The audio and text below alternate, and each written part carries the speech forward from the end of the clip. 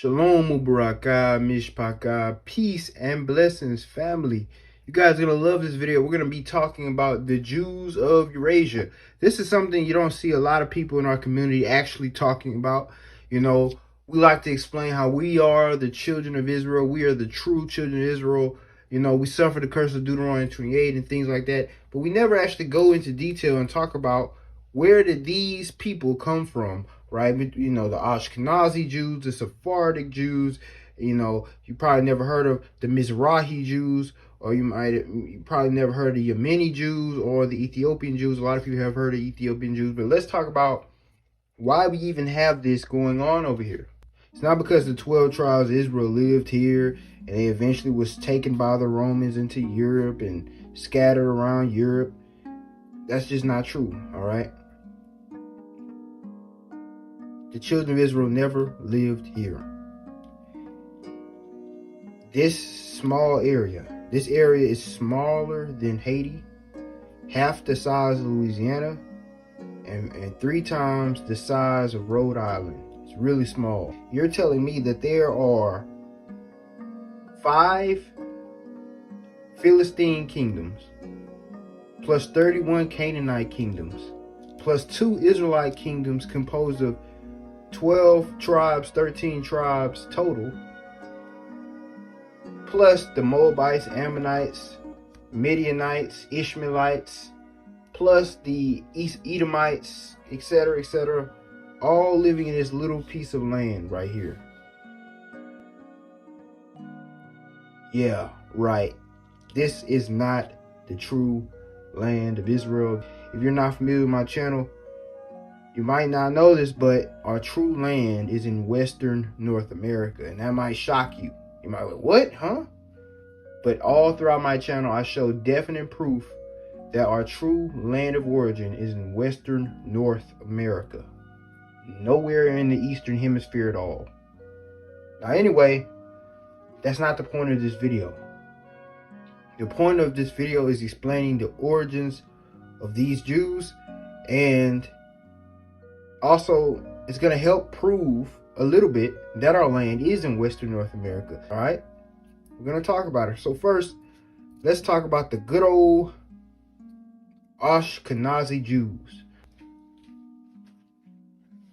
Since most so-called Jews are Ashkenazi Jews, let's talk about them first.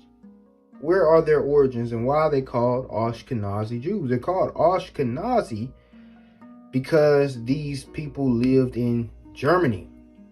Germany was known as Ashkenaz at a certain point, and that comes from Genesis 10 verse 3. And the sons of Gomer, Ashkenaz. Gomer became what?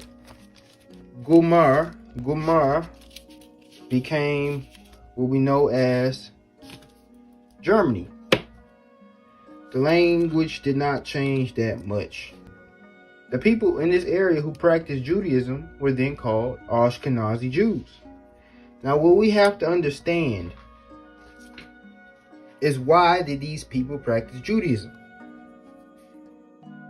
Well, a lot of DNA analysis are now saying that the Ashkenazi Jews have Khazarian DNA. Now, this map is a 1200s AD map. And of course, the Khazarian Empire did not exist in the 1200s AD. It started in around circa 650 AD and it fell in about 969 AD. But it's important, so I'll put it on this map anyway. It's important because around 750 AD, there was a king known as King Bulan who converted the entire empire to Judaism. The reason why he did that is because the Christians from Europe and the Muslims from Arabia were fighting, and they were basically burning down each other's cities. Now, this was bad. So the king of Khazarian made a very wise decision and said, okay, we're going to be Jews. So they were avoided in the conflict altogether, because Christians respect Jews and Muslims respect Jews. So they were safe. Now in 969, Muslims eventually like get rid of it, and the empire collapsed. And then what happened is, when the empire collapsed, it suffered a lot of economic loss. So a lot of the people moved to areas where they could have better economic power, where they can live better lives and have a more sustainable standard of living. So they moved to areas that had a lot of commercial access, access to trade routes and things of that nature. That would be the Anatolia region, right, of Turkey, because you had the Constantinople to Nuremberg route, which is this thing right here, which connected Asia Minor to Northern Europe in the 1200s AD. From the 8th century AD all the way up until now, current day, there's roads and stuff here right now on the same routes of ancient time. So people move down in this area so they can trade, so that they can have better financial gain.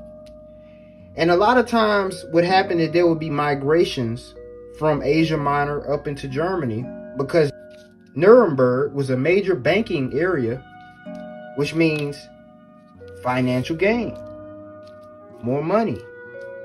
Just like today, people go where the money at.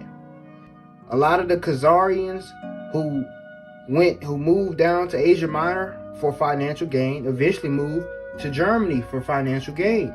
You got a lot of people from the Khazarian descent living in Germany because they followed the Constantinople Nuremberg route.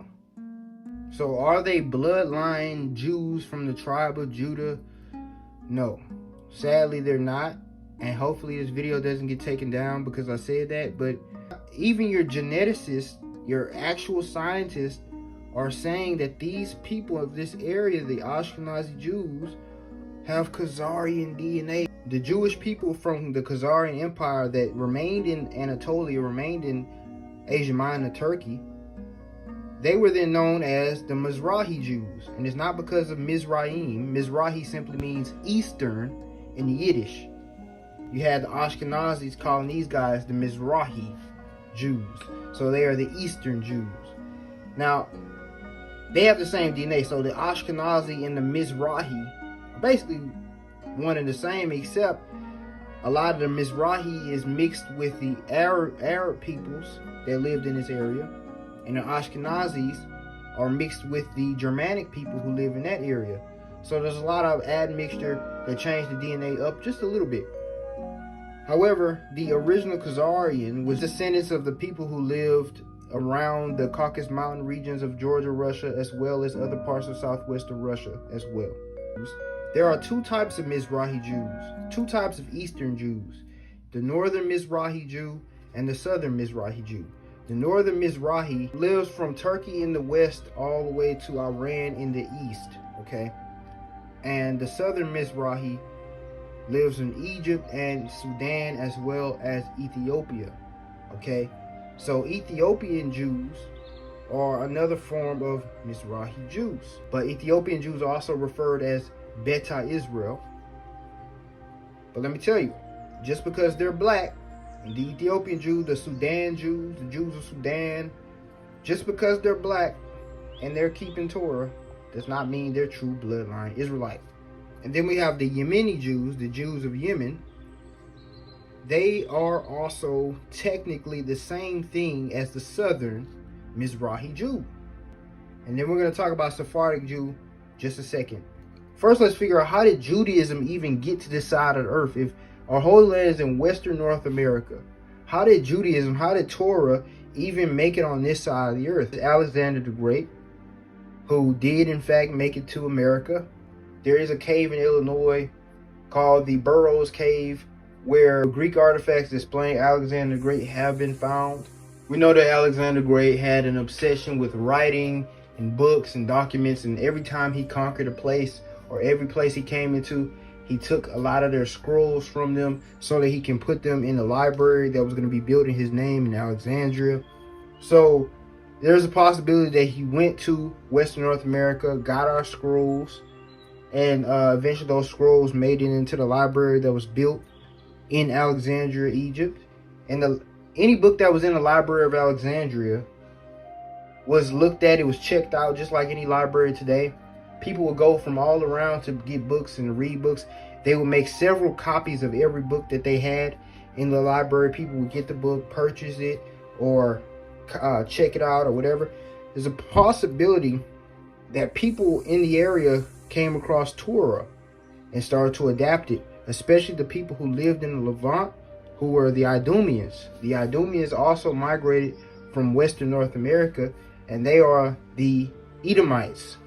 We were in Western North America fighting against our brother Esau so much to the point where they had to flee.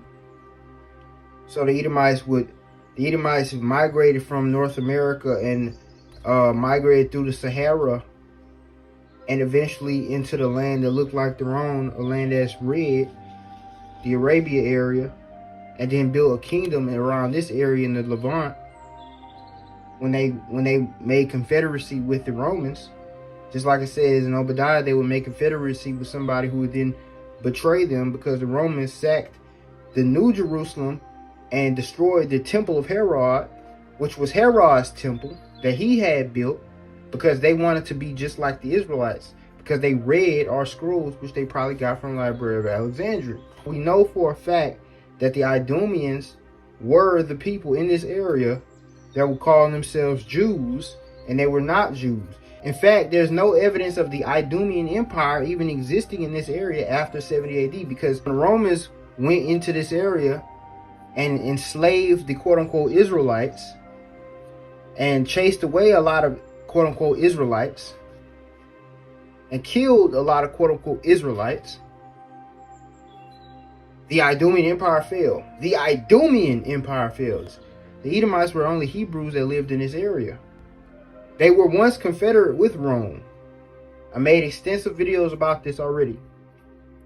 And when the Romans chased them out, they migrated into Africa as well as Saudi Arabia. And that's why you got the Yemeni Jews, and that's why you got the Mizrahi Jews, the southern Mizrahi Jews of Egypt, Sudan, and Ethiopia. The Yemeni Jews, the Yemenite Jews, those are Idumeans, Edomites, who took our practices.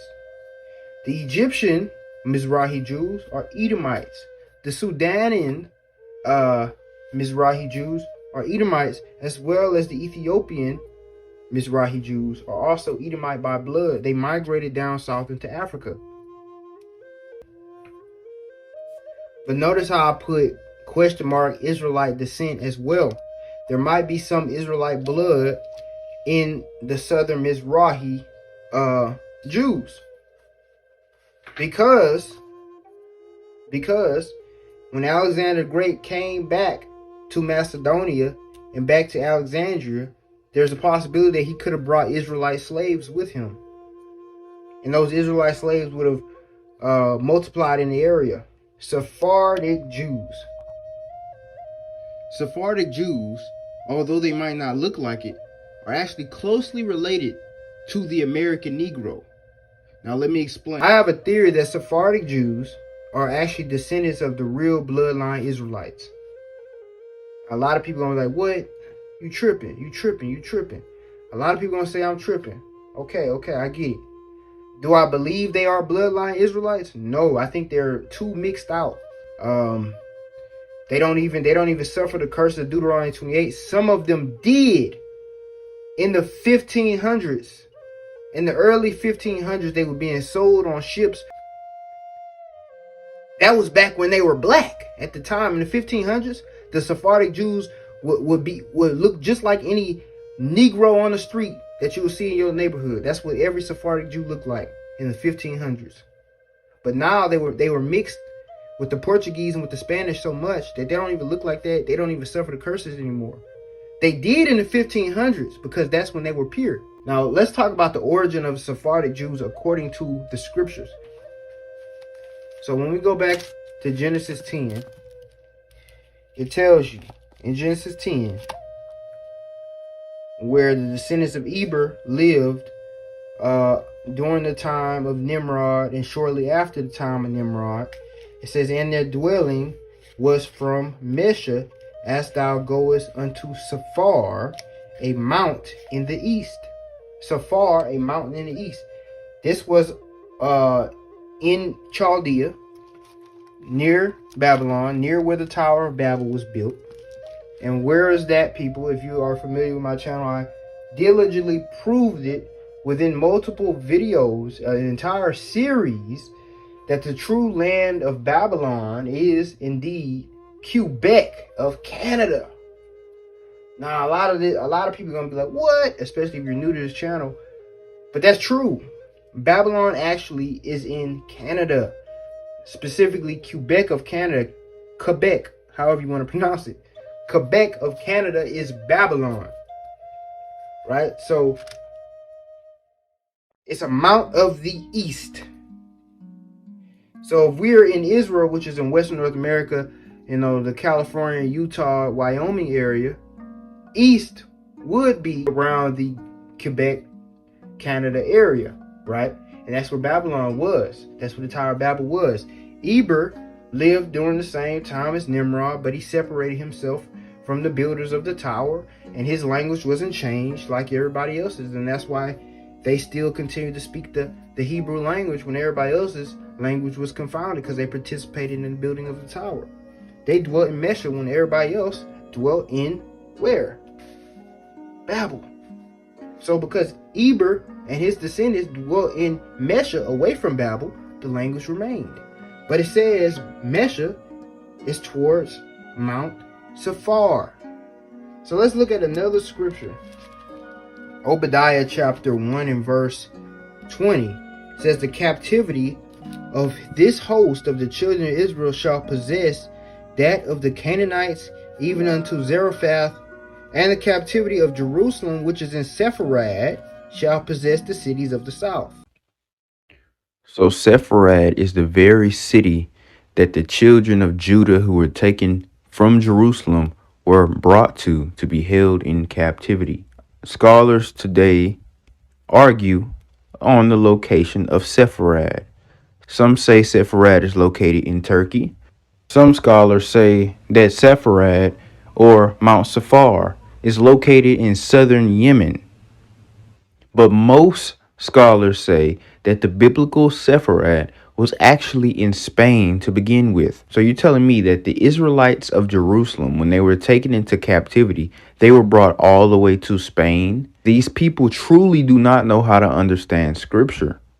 They don't know that what Obadiah is referring to is a city of Babylon, because the children of Israel who dwelt in Jerusalem were never taken into captivity except for the Babylonian captivity. Also, Obadiah clearly lived during the very time that the children of Judah were taken into captivity by Babylon. So at what point in history did the Israelites of Babylon travel all the way to Spain from Iraq? Most importantly, why would they go all the way from Iraq to Spain just to escape Babylon when their homeland, Israel, was much closer? With the knowledge that Sepharad is in Babylon and Babylon is truly in Quebec, it would actually be faster for them to flee to Spain on ship than it would to make it back to their Holy Land in Western North America. It would take them months to walk all the way to the Holy Land in Western North America, but 1 month at most to get to Spain on ship from Quebec. In fact, scripture tells us that it could take up to 5 months to get to Jerusalem from Babylon on foot. However, in the Middle East, it only takes about 9 days to go from Babylon to Jerusalem. Sepharad was named after Sephar, which is a mountain in its vicinity. Sephar in Hebrew means numerous, because this was a mountain range. In Canada, this would make it the Laurentian mountain range of eastern Quebec. If Sepharad was truly in Spain, like most scholars would say, then why would Mount Sephar be called a mountain on the east when Spain is west of Israel?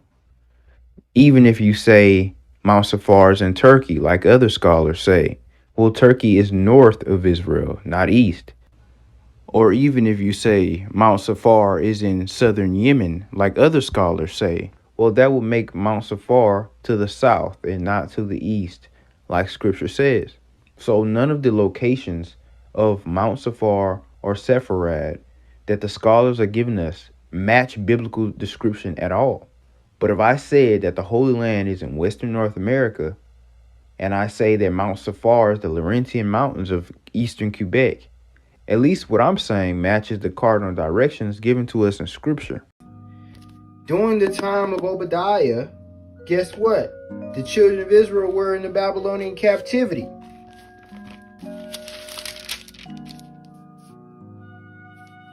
That's why Obadiah was so mad at the Edomites. The whole chapter is about Edomites.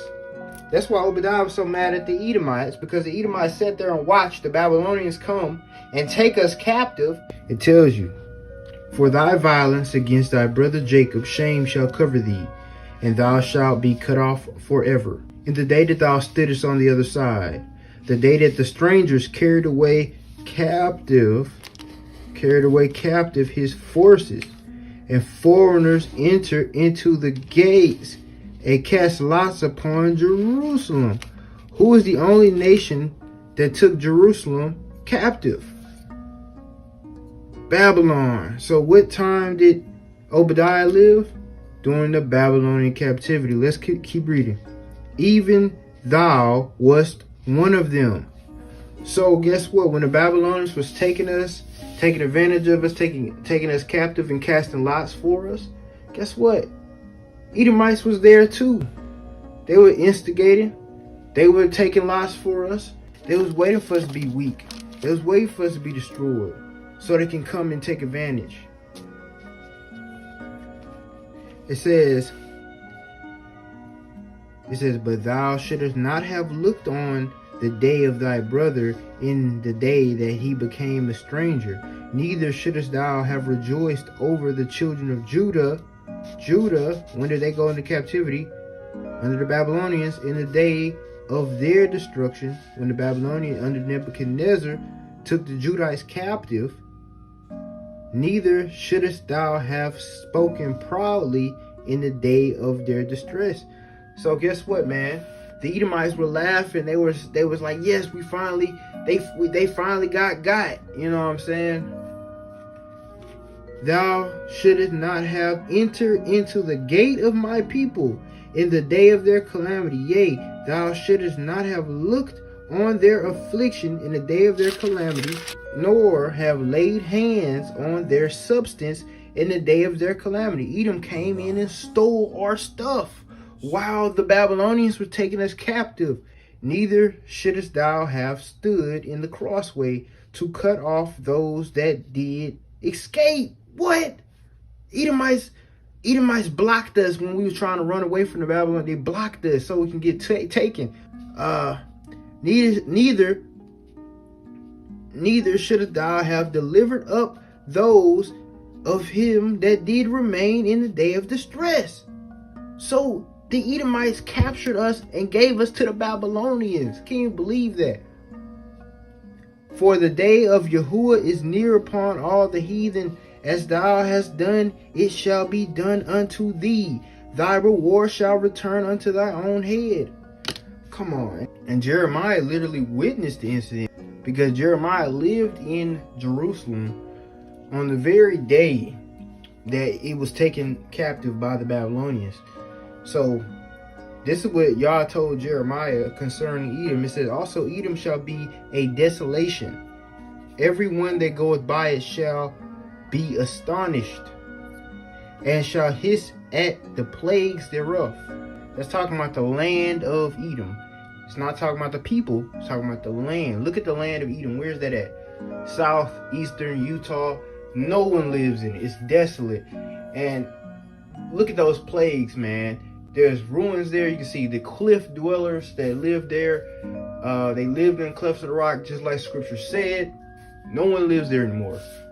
The plagues hit it strong. A red land. That's why Esau is the red people. Anyway, it says, as in the overthrow of Sodom and Gomorrah and the neighbor cities thereof, saith Yahuwah, no man shall abide there. To this day nobody lives there. Neither shall a son of man dwell in it. Behold, he shall come up. Who is he? This is Edom. It says, he shall come up like a lion from the swelling of Jordan against the habitation of the strong. What is the habitation of the strong? The habitation of the strong is the land of Israel. So it says, Edom will come up against the land of Israel one day. Israelites are the strong. Remember, it said 2 nations are in thy womb, one shall be stronger than the other, right? Jacob is stronger than Esau. Remember, so the habitation of the strong equals the land of Israel. It says, behold, he shall come up like a lion from the swelling of Jordan against the habitation of the strong, against the land of Israel. But I will suddenly make him run away from her. When it says her, it's specifically talking about the earth, about the land of Israel, the Holy Land. Throughout Scripture, the land itself is given feminine pronouns all the time because the earth is a feminine being, right? So with that being said, it's talking about the land. When it says her, it's talking about the land. Edom would run away from the land. Edom is getting out of the land. Do you understand what's going on here? The battle would be so intense, so many Edomites would die that they just gotta flee, bro. That's why in North Carolina you got the Catawba Indians. Those are the last Edomites of North America. They're literally called the Esau Indians. It's a fact. They're literally called the Esau Indians, and they are Negroid. It took a lot of war campaigns for the Edomites to eventually leave our land. They went on the complete other side of the Atlantic Ocean into Africa, along the Nile River. A lot of them were in Alexandria, and a lot of them were in this area as well, in the Levant, as well as Saudi Arabia. And because they had to get away from us, and Edomites, they're all over Africa, this whole strip, right? This whole strip, West Africa all the way up into the Nile and into the Levant. Edomites, as well as a lot of the Middle East. Edomite blood all in it. Remember, these are 2 nations that were struggling in the womb. And when we was on one continent, we was still struggling. They had to get out of that place. Whenever they made leagues with the Roman Empire, the Romans did every single thing that they did to the children of Israel to them. The Romans captured them. The Romans enslaved them. The Romans killed many of them. The Romans chased them out of the land. The Romans had people standing to block them, to capture them, and to sell them into slavery, etc., etc. And don't forget, the Romans stole from them. You can see it in the artifacts. The Idumeans had a candlestick, a menorah, and the Romans are taking it away. They're stealing from the Idumeans, just like they stole from us.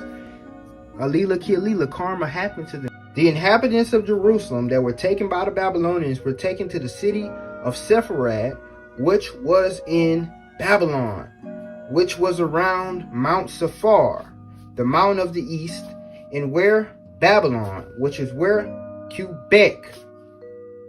So understand this. I want everybody to understand this. If you go to do some diligent research on where the Sephardic Jews originate from,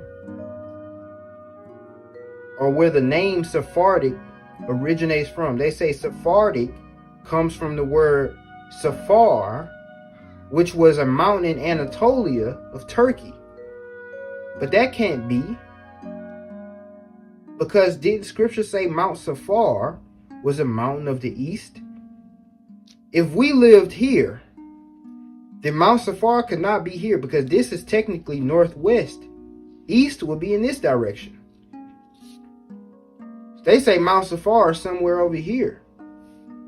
And they say the Sephardic Jews came from this region into this region, which the DNA analysis definitely doesn't suggest that.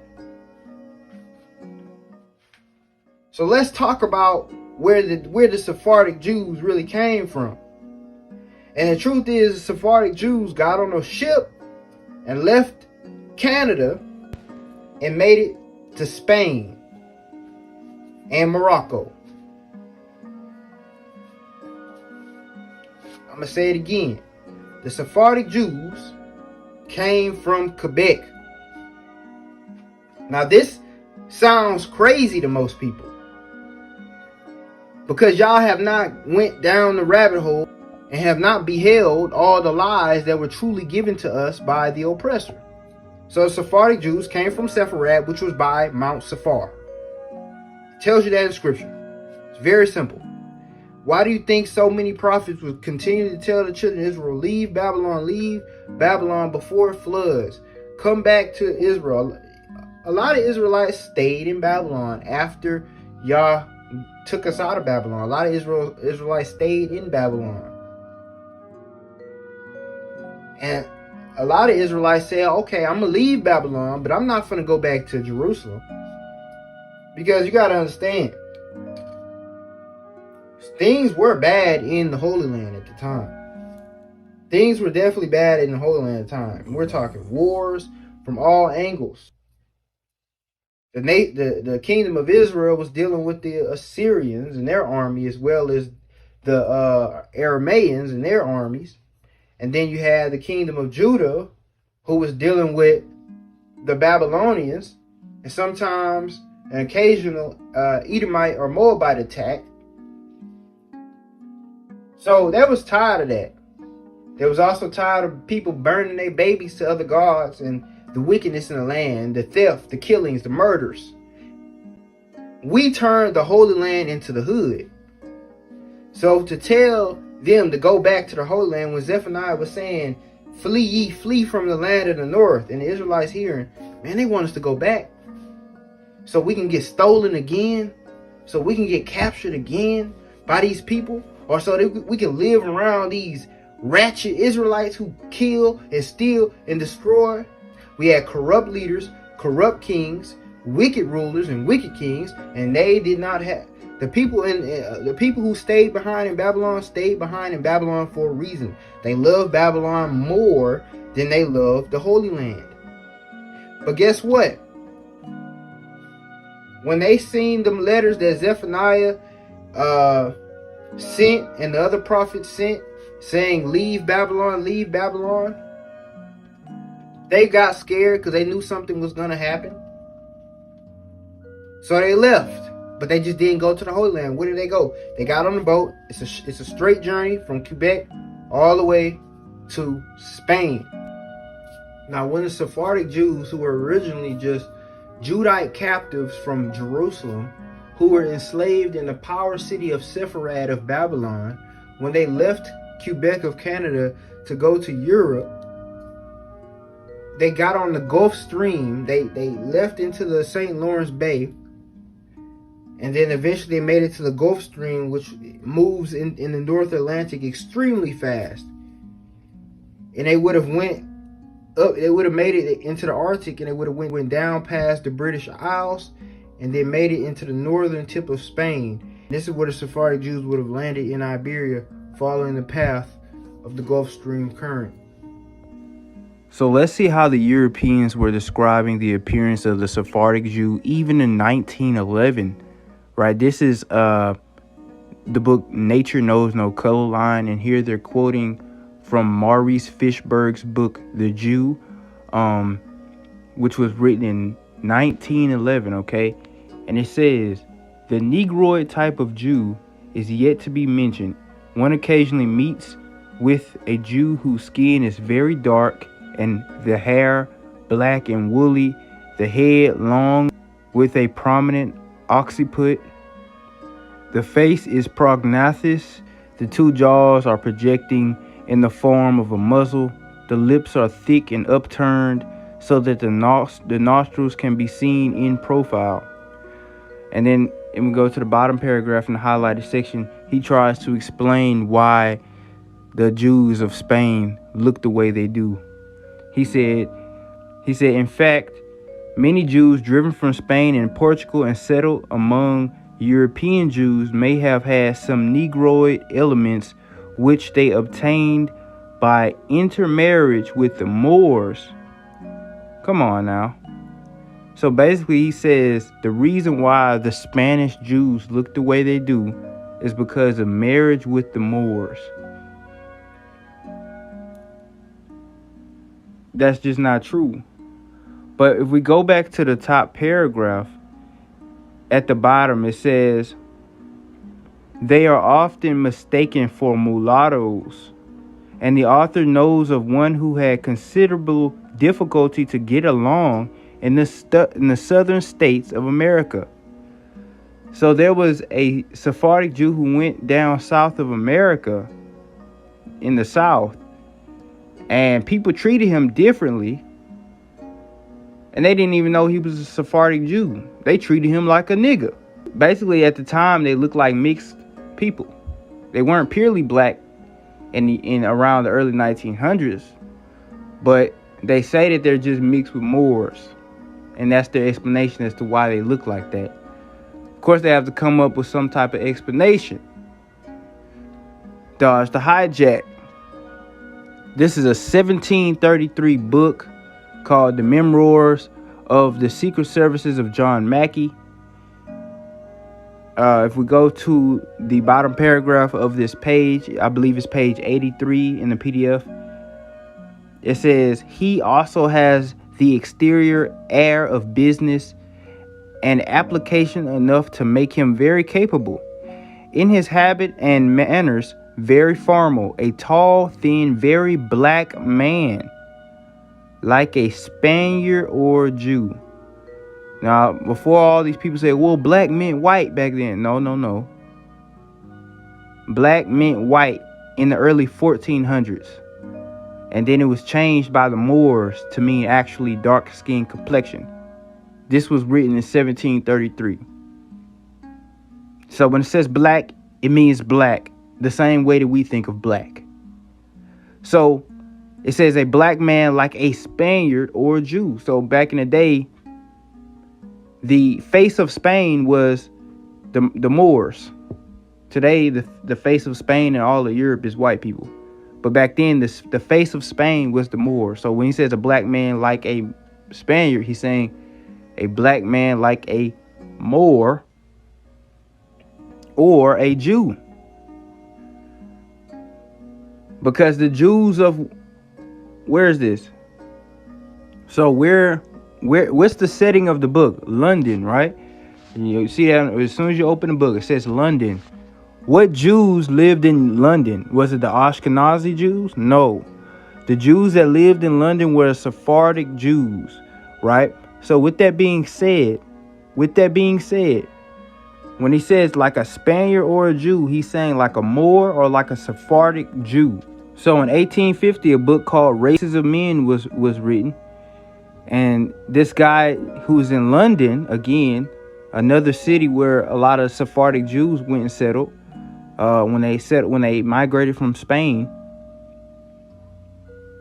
He talks about three types of Jews that he saw on the streets of London. Let's read. He said, as I attentively surveyed the Jewish population on the streets of London, I fancied I could perceive three different casts of features. The first Jewish, par excellence and never to be mistaken. A second, such as remembrant Drew. And a third, possibly darker, of other races intermingled. It seems to me, indeed, that almost every race shows, as it were, three forms of race which run into each other, connecting them possibly with others, so that this is not peculiar to the Jewish race. Of the first form, I need to say little to you, begging you merely to recollect that the contour is convex, the eyes long and fine, the outer angles running towards the temples, the brow and nose apt to form a single convex line, the nose comparatively narrow at the base, the eyes consequently approaching each other, lips very full, mouth projecting, chin small, and the whole physiognomy, when swarthy, as it often is, has an African look. So one of the types of Jews that he's seen on the streets of London, he said a lot, but basically he says they were black. They had an African look, right? So in 1733, they were very black. In 1850, they were just African looking. And in 1911, they would look like mulattoes, as we saw in this text. Now let's look in this book, published in 1671. It's talking about the Sephardic Jews of Spain when they were forced out of Spain due to the battle at Granada when anybody who was not Christian had to leave Spain. Now, in 1671, let's read it.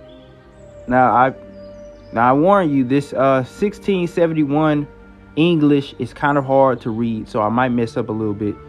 It says, the Portuguese that dwelt on this island informed the Netherlanders that few lived above 50 years there. Yet notwithstanding the great gain tempted them to tarry, several of them having 200 or 300 Negroes that worked on the sugar mills, that John III, King of Portugal, sent a colony thither. A colony, who is that colony? We're going to see in just a second. Thither above 200 years ago, whom the unwholesome air destroyed, yet the place was not left desolate. So he sent a colony of people to work, right, to do some work on a certain island. We're going to see what island that is in just a minute, and we're going to see what colony that was in just a second. Watch it. Whom the unwholesome air destroyed, yet the place was not left desolate. For he sent new inhabitants, who first settled in Guinea, next in Angola, and lastly on the island of St. Thomas. So that's the island St. Thomas of the Caribbeans, right? That so they might be better used to the air. That the said king sold all those Jews for slaves.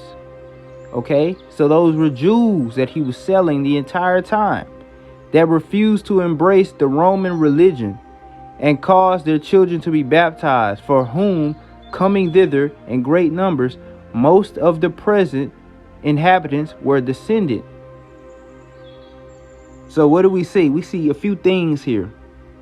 We already know from Google that the Sephardic Jews in the early 1500s, late 1400s were being kicked out of Spain and had to go to other parts of Europe, had to go to Morocco, etc. But now we see from an old source that was written in 1671 that not only were they sent to other countries in Europe and Morocco, they were also put on ships and had to work on sugar mills on St. Thomas of the Caribbean. And it says most of the present inhabitants are descendant of those same Jews. And if you look at the people of St. Thomas today, they are black. Okay, so with that being said, what color were the Sephardic Jews at this time? They had to be no different from the average Negro on the street. And it said they sold those Jews for slaves in Angola, so that's West Africa, as well as Guinea, also West Africa. So what do we see about that, man? Do you see any white people walking around West Africa because their ancestors was being shipped? No. The Sephardic Jews were just Negro African looking people, just like the American indigenous Israelites are African looking people. It's sad that I have to say African looking people, because when people think of black people, they think of Africa, but all black people pretty much look the same all around the world. In ancient times, there's no real difference between the way an African looks, the way an indigenous American looks, the way an indigenous Pacific Islander looks, the indigenous Australian Aborigine, indigenous Negrito of Southeast Asia, etc. We all pretty much look the same. We might have different skull shapes, but when it comes to facial features and stuff, we all look the same, man. You know what I'm saying? So people just say we're all Africans. No, we're not. We all look the same, but that doesn't mean we're all the same thing. But anyway, in this book, The Critical Review or Annals of Literature, written in 1756, it says, King John II in 1492 expelled all the Jews to the island of St. Thomas, which had been discovered in 1471, and other Portuguese settlements on the continent of Africa, and banished Jews, the black Portuguese. He calls the Jews the black Portuguese. So in 1756, what were the Spanish and Portuguese Jews looking like? They were black. Okay, and they were called And the Jews of Loango, who are despised even by the very Negroes, are descended. Those Jews who were sent to Loango, which is where? In Angola. Those Jews that were sent there were despised by the native Angolans, but a lot of the Angolans today descend from those Jews who were sent in 1492. This was written in 1756, guys. They were sent on slavery on ships, the Sephardic Jews, which means at the time they literally were suffering the curses